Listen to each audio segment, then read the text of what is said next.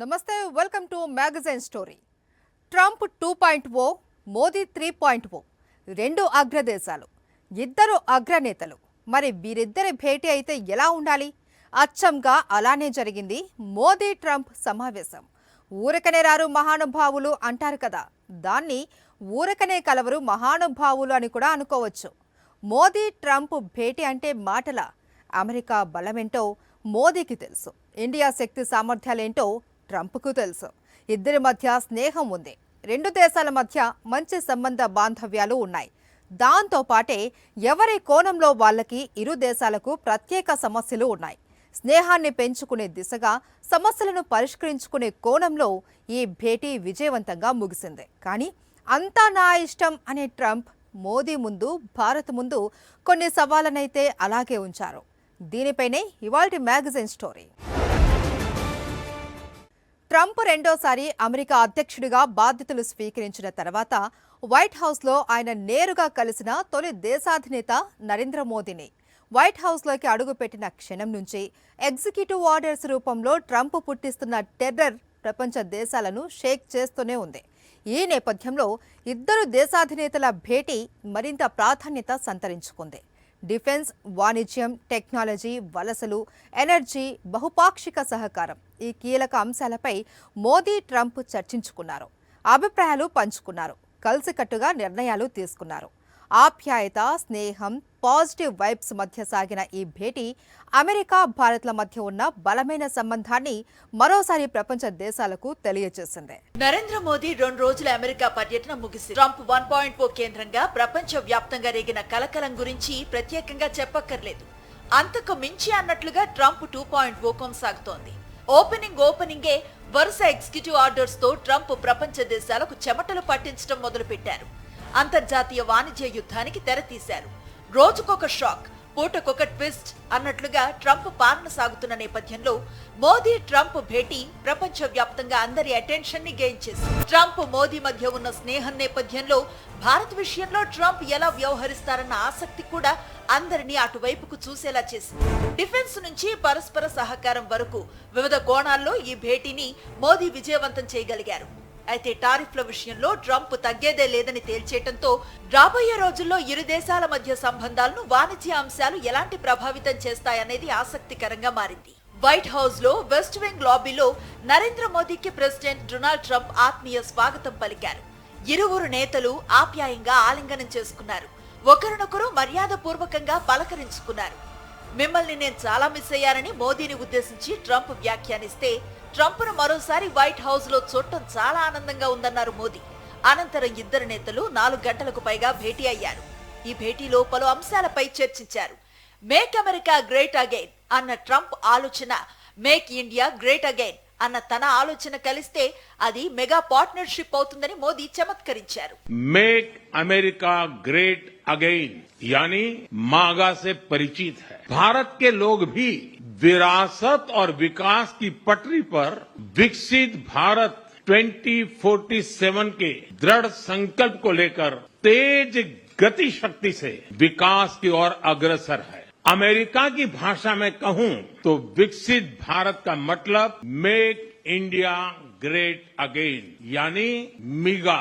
जब अमेरिका और भारत साथ मिलकर काम करते हैं यानी मागा प्लस मीगा, तब बन जाता है mega partnership for prosperity. Narendra Modi తనకు చాలా ప్రత్యేకమైన స్నేహితుడన్న ట్రంప్ గతంలో తాను తన కుమార్తె భారత్ లో పర్యటించినప్పుడు మోదీ ఇచ్చిన ఆతిథ్యాన్ని మరిచిపోలేనన్నారు. భారత్, అమెరికాల మధ్య వాణిజ్య లావాదేవీలు ఉజ్వలంగా పెరిగేలా రెండు దేశాలు కలిసి పనిచేస్తాయన్నారు ట్రంప్.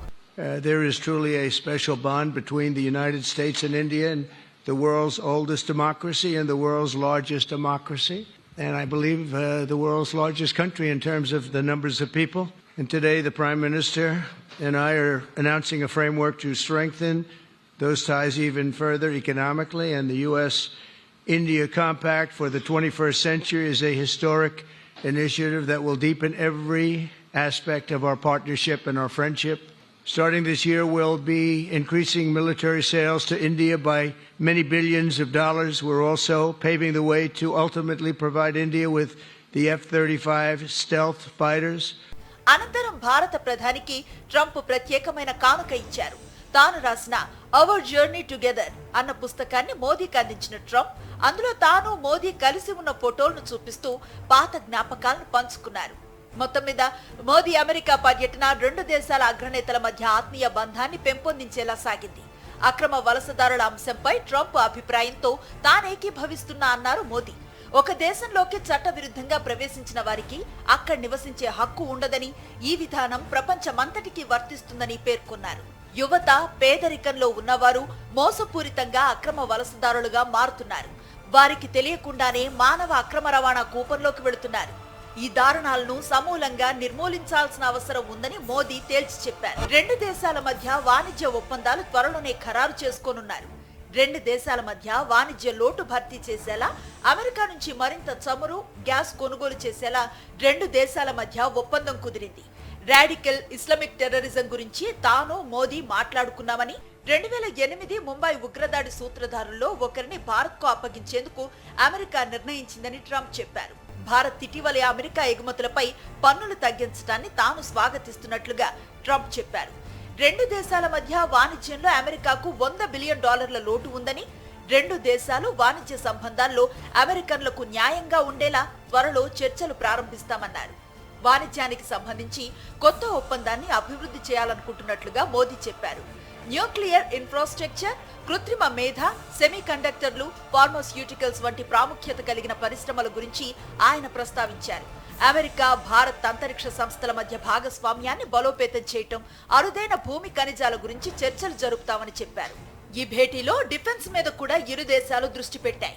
అందులో భాగంగా భారత్ కు అత్యంత అధునాతనమైన F-35 యుద్ధ విమానాలను విక్రయించేందుకు ట్రంప్ గ్రీన్ సిగ్నల్ ఇచ్చారు. అత్యాధునిక సాంకేతికతతో అభివృద్ధి చేసిన ఈ ఫైటర్ జెట్ ను ఎంతో సన్నిహిత దేశాలకు కూడా అగ్రరాజ్యం ఇవ్వాలనుకోవటం లేదు. రష్యా నుంచి S-400 ను కొనుగోలు చేసిందని, నాటో కూటమి దేశమైన తుర్కియేకు కూడా వీటిని విక్రయించబోమని గతంలో వైట్ హౌస్ తేల్చి చెప్పింది. అలాంటిది S-400 వాడుతున్న భారత్ కు వీటిని అమ్మాలని భావించడం విశేషం. ప్రస్తుతం ప్రపంచవ్యాప్తంగా వాడకంలో ఉన్న 5వ తరం అత్యాధునిక యుద్ధ విమానం F-35. రాడార్లు, ప్రత్యర్థి ఎయిర్ డిఫెన్స్ వ్యవస్థల కళ్లు కప్పి శత్రు స్థావరాలను ధ్వంసం చేయడం దీని ప్రత్యేకత. ఇందులో అత్యాధునిక ఎలక్ట్రానిక్ వార్ఫేర్, నిఘా, పర్యవేక్షణ సామర్థ్యాలు ఉన్నాయి. దీనిలో 3 వేరియంట్లు అందుబాటులోకి వచ్చాయి. ఈ విమానం అభివృద్ధికి $2 ట్రిలియన్ పైగా వెచ్చించారు. మొదటి వేరియంట్ F-35A ఖరీదు సుమారు 700 కోట్ల రూపాయలు. ఇక రెండవ వేరియంట్ F-35B అయితే రన్వే లేకపోయినా నిట్ట నిలువున గాల్లోకి ఎగరటంతో పాటు ల్యాండ్ కూడా కాగలదు. దీని ధర 990 కోట్ల రూపాయలు. ఇక మూడవ variant F-35C. F-35C air craft carrier కోసం డిజైన్ చేశారు. దీని ధర దాదాపు 1000 కోట్ల రూపాయలు.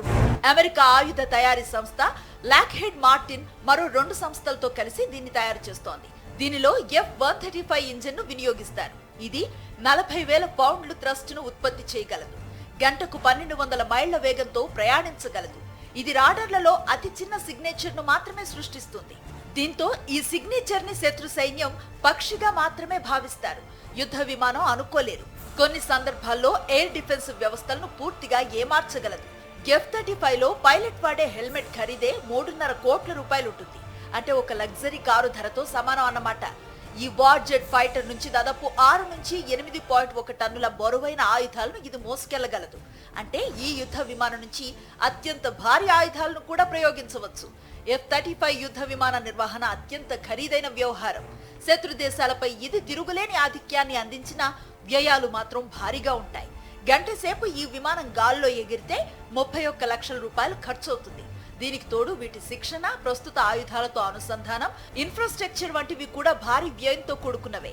Tom Cruise latest movie Top Gun Maverick లో F-35 యుద్ధ విమానాల సామర్థ్యం ఏ స్థాయిలో ఉంటుందో చూపించారు. డిఫెన్స్, వాణిజ్యం, టెక్నాలజీ, వలసలు, ఎనర్జీ, బహుపాక్షిక సహకారం ఇలా ఎన్నో కీలక అంశాలకు సంబంధించి మోదీ, ట్రంప్ల మధ్య అనేక ఒప్పందాలు జరిగాయి. ఈ భేటీతో ఇరు దేశాల మధ్య మైత్రి మరింతగా పెరిగిందనే చెప్పాలి. అదే సమయంలో అంతర్జాతీయ వాణిజ్య యుద్ధానికి తెరతీసిన ట్రంప్ ఈ విషయంలో భారత్ కి కూడా ఎలాంటి మినహాయింపు లేదని తేల్చి చెప్పేశారు. వైట్ హౌస్ లోని west wing lobby. Modi, Trump సమావేశం జరిగింది ఇక్కడే. ఆత్మీయ ఆలింగనాలు అయిన తర్వాత నరేంద్ర మోదీ కూర్చునే సమయంలో చైర్ వెనక్కి లాగి ఆయనకు గౌరవమిచ్చారు ట్రంప్. అలానే మోదీ కుర్చీలో నుంచి లేచే సమయంలో కూడా కుర్చీని వెనక్కి లాగి తన స్నేహాన్ని చాటారు ట్రంప్. నిజానికి మోదీ ట్రంప్ ఫ్రెండ్షిప్ గురించి చెప్పడానికి ఇలాంటి ఘటనలు గత పర్యటనలోనూ ఉన్నాయి. అయితే ఇంత స్నేహభావం ఇద్దరి నేతల మధ్య ఉన్న టారిఫ్ల విషయంలో మాత్రం తగ్గేదేలే అనేశారు ట్రంప్. ఫ్రెండ్షిప్పే, పన్నులే అని తేల్చేశారు. రెసిప్రోకల్ టారిఫ్ విషయంలో మరో ఆలోచనే లేదు అన్నారు. మా దిగుమతుల మీద మీరు ఎంత పన్ను విధిస్తే మీ దిగుమతుల మీద మేము అంతే పన్నులు విధిస్తామని స్పష్టం చేశారు. అమెరికా భారత్ మధ్య ఉన్న మిత్రత్వం గురించే కాదు, ట్రంప్ మోదీ మధ్య ఉన్న స్నేహ సంబంధం గురించి కూడా ప్రత్యేకంగా చెప్పక్కర్లేదు. దీంతో ఇరు దేశాల మధ్య సంబంధాలు మరింత బలపడతాయని అంతా భావిస్తూ వచ్చారు. ఆ దిశగా ఎంతో పాజిటివ్ గా స్పందించిన ట్రంప్ టారిఫ్ల దగ్గరకు వచ్చేసరికి మాత్రం తమ్ముడే పేకాటే అన్న తరహాలోనే తమ వైఖరి ఉంటుందని తేల్చేశారు. ఇదిగో ఇలా చూడండి, మోదీ కూర్చునేటప్పుడు, తిరిగి కుర్చీలోంచి లేచేటప్పుడు చైర్ ని పట్టుకుని సహకరిస్తూ ట్రంప్ ఎంత స్నేహాన్ని, అభిమానాన్ని ప్రదర్శించారో చూడండి. కానీ టారిఫ్ల దగ్గరకు వచ్చేసరికి మాత్రం రెసిప్రోకల్ టారిఫ్స్ నే ఫాలో అవుతామని, తమది రెసిప్రోకల్ నేషన్ అని ట్రంప్ స్పష్టం చేశారు. నిజానికి మోదీతో భేటీకి కొన్ని గంటల ముందే సుంకాల కొరడాని మళ్లీ ట్రంప్ ఝుళిపించారు. ఎదుటి దేశం పన్నుల విషయంలో ఎలా స్పందిస్తే మేం అలా స్పందిస్తామని స్పష్టం చేశారు. ప్రస్తుతం భారత్ నుంచి దిగుమతి చేసుకునే వస్తువులపై అమెరికా సగటున 3% సుంకాలను విధిస్తోంది. అమెరికా నుంచి దిగుమతి చేసుకునే వస్తువులపై భారత్ 9.5% సుంకాలు విధిస్తోంది. దీనిపైనే ట్రంప్ ఆగ్రహంగా ఉన్నారు. అమెరికా ఉత్పత్తులపై భారత్ విధించే దిగుమతి సుంకాలు దారుణంగా ఉన్నాయని ఎన్నికల ప్రచారంలోనూ ట్రంప్ చెప్పారు. దీంతో అమెరికా భారత్తోనూ వాణిజ్య యుద్ధం చేస్తుందని పరిశీలకులు స్పష్టం చేస్తున్నారు. మోదీ అమెరికా పర్యటనకు ముందు కొన్ని దిగుమతులపై సుంకాలను తగ్గిస్తూ కేంద్రం నిర్ణయం తీసుకుంది. 1600 సీసీ అంతకంటే ఎక్కువ ఇంజిన్ సామర్థ్యంతో విదేశాల్లో తయారైన బైక్లపై ప్రస్తుతమున్న కస్టమ్స్ సుంకాన్ని 50% నుంచి 30%కి తగ్గించింది. ఈ నిర్ణయంతో Harley Davidson, Ducati, Honda, Suzuki వంటి టాప్ ప్రీమియం బైక్ల ధరలు తగ్గనున్నాయి. అలానే 35 లక్షల రూపాయల కంటే ఎక్కువ ధర కలిగిన విదేశీ కార్లను దిగుమతి చేసుకుంటే గరిష్టంగా 70% సుంకం వర్తిస్తుందని కేంద్రం తెలిపింది. ఇది ఇంతకు ముందు 125%గా ఉండేది.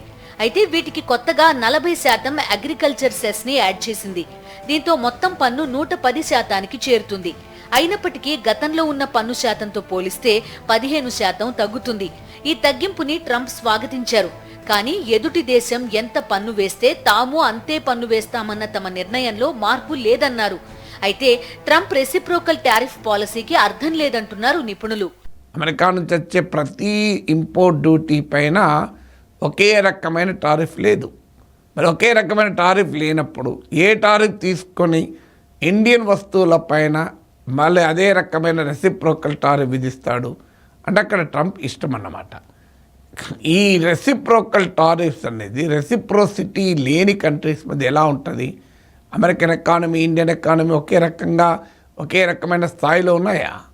సో అందువల్ల ఈ రెసిప్రోకల్ టారిఫ్స్ అన్నది గ్లోబల్ ట్రేడ్కు విరుద్ధము, ఆయా దేశాల మధ్య కుదిరే వాణిజ్య ఒప్పందాలకు కూడా విరుద్ధం. అందువల్ల ఇప్పటిదాకా స్వేచ్ఛా వాణిజ్య పాఠాలు చెప్పి మన దేశంలోకి పెట్టుబడులను, వస్తువుల్ని, సేవల్ని తీసుకొచ్చి పెట్టి ఇప్పుడు రెసిప్రోకల్ అంటున్నారు. మోదీతో భేటీ సందర్భంగా రెండు దేశాల మధ్య వాణిజ్యంలో అమెరికాకి $100 బిలియన్ లోటు ఉందని, రెండు దేశాల వాణిజ్య సంబంధాల్లో అమెరికన్లకు న్యాయంగా ఉండేలా త్వరలో చర్చలు ప్రారంభిస్తామని వ్యాఖ్యానించారు ట్రంప్. ఈ వ్యాఖ్యల వెనుక ఉద్దేశం వాణిజ్య యుద్ధంలో భారత్కు ఎలాంటి మినహాయింపులు ఉండవని చెప్పడమే అంటున్నారు పరిశీలకులు. దీంతో రాబోయే రోజుల్లో అమెరికా నుంచి దిగుమతి అయ్యే వస్తువులపై పన్నుల విషయంలో కేంద్రం ఎలా వ్యవహరిస్తుందన్నది చర్చనీయాంశంగా మారింది. అదే సమయంలో అమెరికా ఉత్పత్తుల ధరలు భారత్లో తగ్గితే మన దేశంలో తయారయ్యే అలాంటి ఉత్పత్తుల డిమాండ్ తగ్గిపోతుందని, అది మేక్ ఇన్ ఇండియా లక్ష్యానికి దెబ్బ అన్న విశ్లేషణలు కూడా బలంగా వినిపిస్తున్నాయి. డెమోక్రాట్, రిపబ్లికన్, అమెరికా అధ్యక్షుడిగా ఎవరు ఉన్నా సరే అమెరికా ప్రయోజనాలే వారికి ముఖ్యం. ట్రంప్ కూడా అదే చెబుతున్నారు. మేక్ అమెరికా గ్రేట్ అగైన్ అన్నదే ఆయన ఎన్నికల నినాదం. కానీ గత అధ్యక్షులు ఎవరూ చూపించని దూకుడు, ఆ దూకుడికి తనదైన తెంపరితనం జోడించి ట్రంప్ తన పాలన సాగిస్తున్నారు. ఇప్పటిదాకా ఏ అమెరికా అధ్యక్షుడు చేయనంత తీవ్రంగా అంతర్జాతీయ వాణిజ్య యుద్ధం చేయడానికి ట్రంప్ రెడీ అయ్యారు. రెసిప్రోకల్ టారిఫ్ విధానానికి గేట్లు తెరిచారు. అదే సమయంలో బ్రిక్స్ విషయంలో ట్రంప్ కొత్త వ్యూహాలకు పదును పెడుతున్నారు. డాలర్ జోలికి వస్తే 100% పన్నులు తప్పవు అని మోదీతో భేటీకి ముందే బ్రిక్స్కి ట్రంప్ వార్నింగ్ ఇచ్చేశారు. బ్రిక్స్లో భారత్ కూడా కీలక దేశం. మోదీ అమెరికా పర్యటనలో ఉండగానే తనతో భేటీకి కొద్ది గంటల ముందు బ్రిక్స్ దేశాలకు ట్రంప్ మరోసారి వార్నింగ్ ఇచ్చారు. డాలర్తో ఆడుకోవాలనుకుంటే బ్రిక్స్ సభ్య దేశాలపై 100% టారిఫ్లు విధిస్తానన్నారు. బ్రిక్స్లో భారత్ కూడా సభ్యదేశం. 2024 అక్టోబర్లో జరిగిన బ్రిక్స్ శిఖరాగ్ర సమావేశంలో వాణిజ్య వ్యవహారాల్లో అమెరికన్ డాలర్పై ఆధారపడడాన్ని తగ్గించే దిశగా స్థానిక కరెన్సీల వినియోగాన్ని పెంచడం, కొత్త బ్రిక్స్ కరెన్సీని సృష్టించడంపై బ్రిక్స్ దేశాలు చర్చించాయి. అయితే అమెరికా అధ్యక్ష ఎన్నికల ప్రచారంలో ఉన్న ట్రంప్ బ్రిక్స్ దేశాలపై మండిపడ్డారు. బ్రిక్స్ దేశాలు అమెరికన్ డాలర్ స్థానంలో మరో కరెన్సీకి మద్దతిస్తే 100% సుంకాలు భరించాల్సి వస్తుందని ట్రంప్ హెచ్చరించారు. ఆ తర్వాత అమెరికా అధ్యక్షుడిగా బాధ్యతలు తీసుకున్న తర్వాత కూడా బ్రిక్స్ దేశాలపై ఇదే తరహాలో ట్రంప్ మండిపడ్డారు. తాజాగా మోదీతో భేటీకి కొన్ని గంటల ముందు మరోసారి 100% టారిఫ్లు తప్పవంటూ బ్రిక్స్ దేశాలకు ట్రంప్ వార్నింగ్ ఇచ్చారు. ఈ బెదిరింపుల వెనుక ట్రంప్ అసలు టార్గెట్ చైనా, రష్యాలే. అమెరికాను చైనా తన ప్రధాన ప్రత్యర్థిగా భావిస్తోంది. అలాగే అమెరికా కూడా తమకు ఆర్థిక పరంగా అతిపెద్ద సవాల్ చైనానేనని భావిస్తోంది. యుక్రెయిన్పై దాడి, రష్యాపై ఆర్థిక ఆంక్షల తర్వాత డాలర్కు ప్రత్యామ్నాయ కరెన్సీని ప్రోత్సహించే ప్రయత్నాలు వేగవంతమయ్యాయి.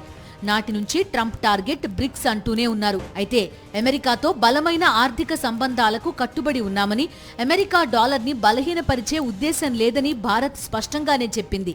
అదే సమయంలో డాలర్పై ఆధారపడడాన్ని తగ్గించేందుకు భారత్ తన ప్రయత్నాలు తాను చేస్తూనే ఉంది. రూపాయిని అంతర్జాతీయ కరెన్సీగా ప్రోత్సహించేందుకు కూడా ప్రయత్నిస్తోంది. రష్యాతో రూపాయిల్లో వాణిజ్యం జరపడమే అందుకు ఉదాహరణ. దీంతో బ్రిక్స్లోని చైనా, రష్యాలను ప్రధానంగా టార్గెట్ చేస్తోన్న ట్రంప్ భారత్పై టారిఫ్ల కోణంలో బెదిరింపులకు దిగుతూనే ఉన్నారు. భారత్ మాత్రం అమెరికా విషయంలో స్నేహ వైఖరిని ప్రదర్శిస్తూనే ఉంది. అటు అమెరికా కూడా భారత్తో స్నేహపూర్వక వైఖరినే కనబరుస్తూ టారిఫ్ల దగ్గరకొచ్చేసరికి తగ్గేదే లేదంటోంది. బ్రిక్స్ అంశాన్ని పక్కన పెట్టిన రెసిప్రోకల్ టారిఫ్స్ ని అమెరికా విధించడం మొదలు పెడితే భారత్ ఎగుమతులపై అది ఎంత ప్రభావం చూపిస్తుందన్నది అతి త్వరలోనే తేలనుంది. అదే సమయంలో ఆ సంక్షోభాన్ని అధిగమించడానికి మోదీ ప్రభుత్వం ఏం చేస్తుందన్నది చర్చనీయాంశంగా మారింది. ఇది వాటి మ్యాగజైన్ స్టోరీ.